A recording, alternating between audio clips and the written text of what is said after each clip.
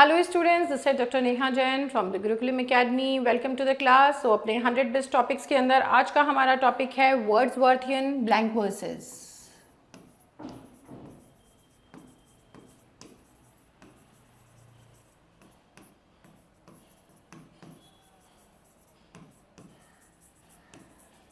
What is Wordsworthian blank verses? Obviously हम Wordsworth के नाम से इतना तो समझ सकते हैं कि it is with the reference of William Wordsworth, who is a romantic poet, with the reference to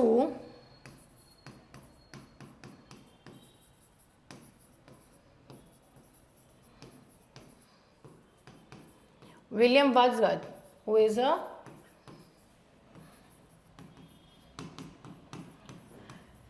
romantic poet. 1770 to 1850 is the time period of his age, and he belongs to the romantic age of literature. He is the one whose work is marked with the beginning of romanticism, that is lyrical ballad. इन्होंने lyrical ballad जो इनका collection of poetry है उसमें जिस तरीके की rhyming scheme को use करा था वहीं से वर्ड्सवर्थियन ब्लैंक वर्सेस निकले थे. 1798 में लिरिकल बैलेड पब्लिश हुआ था और वहीं से हम बिगनिंग ऑफ लिरिकल बैलेड्स को मार्क करते हैं, बिगनिंग ऑफ रोमांटिक एज को बेसिकली मार्क करते हैं, not lyrical ballad. So this basically the publication marks with the beginning of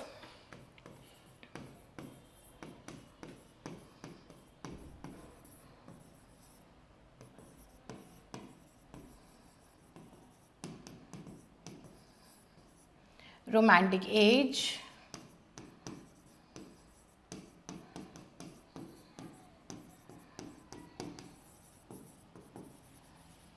in British literature. तो यहाँ से रोमांटिसिज्म स्टार्ट होता है जिसके अंदर जिसके कैरेक्टरिस्टिक्स में हम लोग क्या क्या लेते हैं. रोमांटिसिज्म के या रोमांटिक एज के जो कैरेक्टरिस्टिक्स आएंगे उसमें आपके मेजर कैरेक्टरिस्टिक्स में से आते हैं लव फॉर नेचर,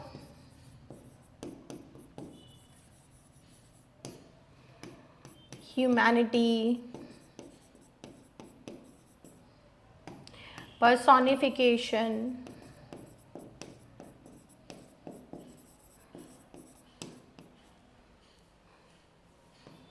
Hellenism, ये बहुत इम्पॉर्टेंट है.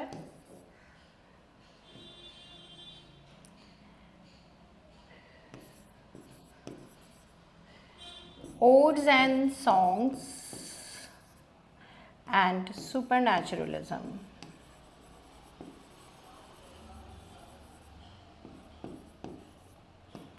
ये आपके 6 कैरेक्टरिस्टिक्स हैं जो कि रोमांटिक एज को रिप्रेजेंट करते हैं और ये सभी कैरेक्टरिस्टिक्स बेसिकली हम वर्ड्सवर्थ के वर्क में देखते हैं जिसमें इस हेलेनिज्म नहीं आएगा, कहीं कहीं पे रेफरेंस कुछ लिया है बाकी नहीं आता है. Personification, humanity, odes and songs and supernaturalism, ये 2 चीज़ इनके वर्क्स में हम लोग नहीं देखते हैं, बट मेनली बाकी सारे कैरेक्टरिस्टिक्स वर्ड्सवर्थ के वर्क्स में ज़रूर आती हैं, लिरिकल बैलेड हो या कोई और पोयम हो. अब वर्ड्सवर्थियन ब्लैंक वर्सेस, बेसिकली ये जो टर्म हमने ली है ये that belongs to William Wordsworth, ये बता दिया. ब्लैंक वर्सेस क्या होते हैं, व्हाट इज ब्लैंक वर्सेस?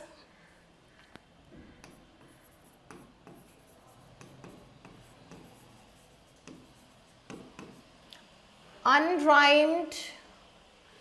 हम लोग ब्लैंक वर्सेस को किस तरीके से मार्क करते हैं? Metered. Basically blank verses are metered form of rhyme and the single rule is iambic pentameter.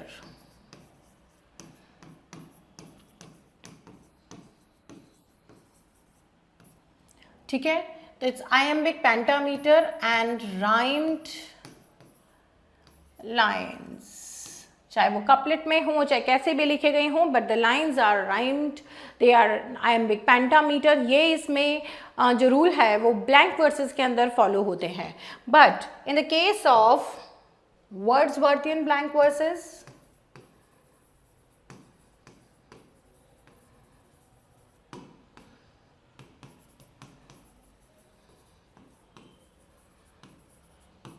इसको हम कैसे देखेंगे? Unrhymed unrhymed blank verses, unrhymed metered form of blank verses.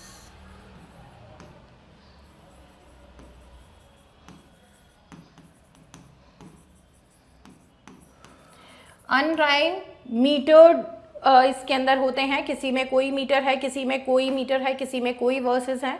मतलब कि एक लाइन के अंदर अगर पेंटामीटर यूज़ किया गया है तो नेक्स्ट लाइन में हेक्सामीटर भी हो सकता है, टेट्रामीटर भी हो सकता है, डायामीटर भी हो सकता है। तो इट इज अनराइम्ड, किसी में कोई भी मीटर फॉलो हो रहा है।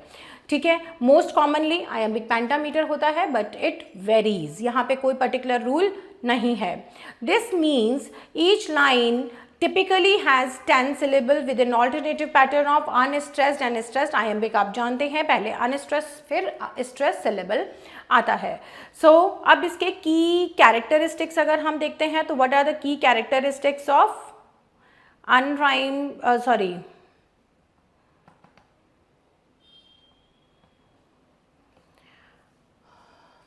this Wordsworthian blank verses के अगर हम characteristics देखते हैं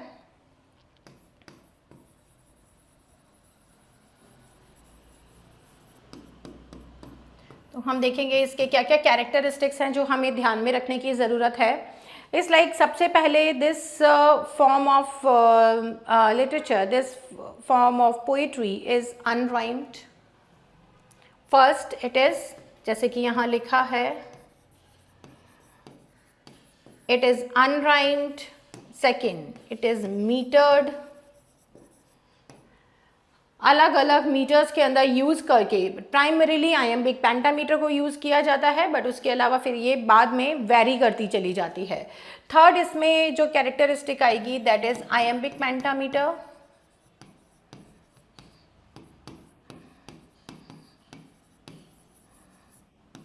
आयम्बिक पेंटामीटर मेनली यूज़ किया गया है। फोर्थ इसके अंदर आएगा natural speech.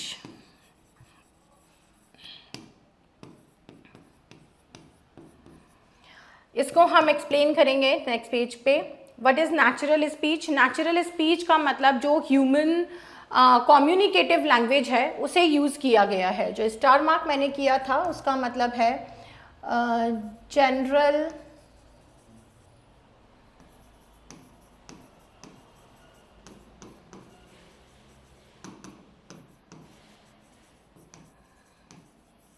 Communicative language of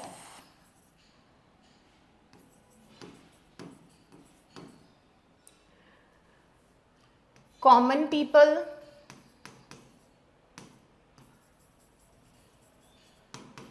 या रस्टिक पीपल। इनकी जो जनरल कम्युनिकेटिव लैंग्वेज होती है, बातचीत की भाषा है, सिंपल लैंग्वेज है, रस्टिक लैंग्वेज है, उसे यूज़ करना दैट इज़ नेचुरल स्पीच। वो हमें देखना है कि इसके अंदर यूज़ हुई हो। और इसके अगर हम एग्जाम्पल्स की बात करते हैं कि इसमें एग्जाम्पल्स कौन कौन से हैं, तो इसके एग्जाम्पल्स आएंगे, हम लोग इसके एग्जाम्पल्स के तौर पे देखेंगे माइकल पोयम, टिंटर नेबे,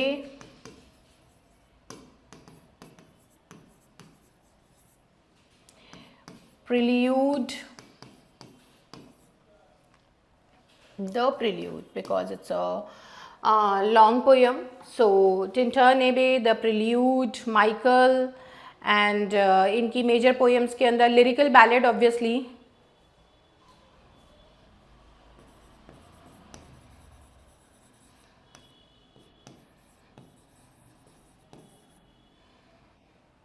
ठीक है, एंड ल्यूसी पोएम्स। ये इसके मेजर इन्फ्लुएंस, ये मेजर एग्जाम्पल हैं। अगर हम देखते हैं कि इसमें रोमांटिक ईरा में इनको अगर किसी ने फॉलो करा है या इनका एडेप्टेशन करा है तो यस डेफिनेटली इनको अडॉप्ट किया है। लेकिन जो मेजर इन्फ्लुएंस अगर हम इसका देखते हैं कि who is the one who is influenced by him majorly, तो इनके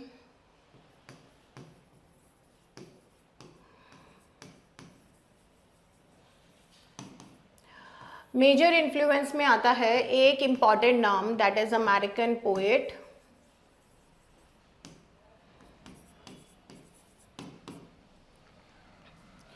William Longfellow.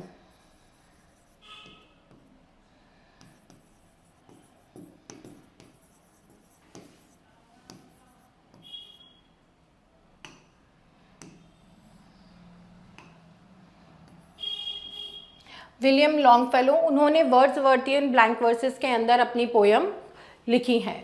So this is about your Wordsworthian blank verses. इसके एग्जाम्पल, इन्फ्लुएंसेस सब मैंने आपको बता दिए हैं। और येस, अगर हम नाम की भी बात करते हैं तो इनका वर्क आपको ध्यान रखना है, थानाटॉप्सिस। इसका भी क्वेश्चन आ सकता है, Thanatopsis is the major work. So like this, for more such kind of information which is severely related to your examinations of any kind of teaching examination, ये बहुत ज़्यादा इंपॉर्टेंट है, इसको ध्यान से पढ़िए और आगे के टॉपिक्स के लिए रेडी रहिए। हम नेक्स्ट टॉपिक के लिए जल्दी आपसे मिलेंगे। Thank you so much, take care.